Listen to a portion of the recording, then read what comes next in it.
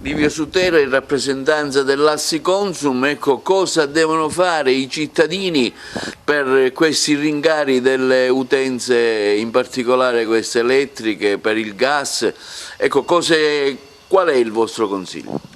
Ma il nostro consiglio è di stare attenti ai contratti che hanno già firmato, perché il decreto aiuti bis prevede che i gestori non possono aumentare i prezzi indiscriminatamente, cioè a senso unico, e quindi che vengano da noi con i contratti, con le vecchie bollette, per vedere cosa si può fare.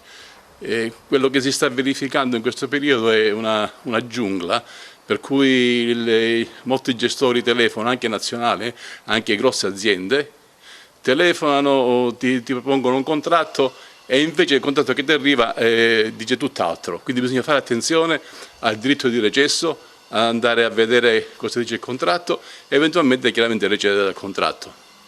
State attenti ai contratti a tariffa fissa, perché sono molto alti e forse non conviene. In questo periodo forse conviene, visto che molti gestori adoperano il PUN, cioè il prezzo unico nazionale, però ha aumentato chiaramente per il loro guadagno di spread. Bisogna vedere quanto è questo spread, se è 3 centesimi, 4 centesimi, 5 centesimi, bisogna fare molta attenzione. A questo punto è preferibile forse ritornare al mercato tutelato.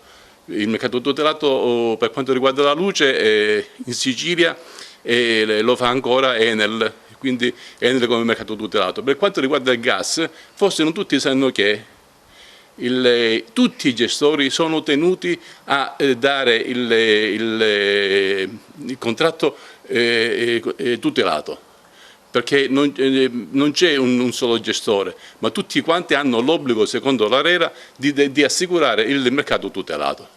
Fare attenzione, se hanno problemi, se avete problemi venite da noi, vi spiegheremo tutto quello che succede, perché effettivamente non si sa più quello che sta succedendo e quindi è bene che la gente abbia dei chiarimenti in merito e che aprano gli occhi, soprattutto aprire gli occhi ai nuovi contratti. Ecco, c'è però un prezzo di riferimento che dà l'ARERA, che è l'autority, diciamo, che indica questo?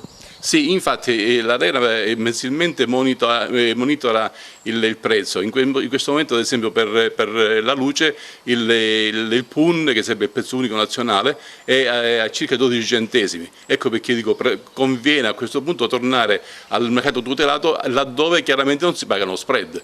Altrimenti vedere con gli altri gestori quale ha meno spread, perché sarà 2, 3, 4, 5 centesimi, non sappiamo, chiaramente bisogna informarsi. Ecco, per le aziende invece che consiglio date?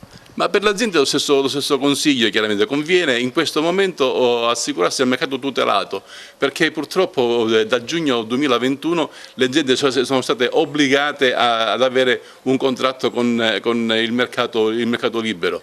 Però purtroppo bisogna scegliere nel mercato libero chi offre di meno. Bisogna controllare sempre, vi dico sempre, lo spread, il differenziale.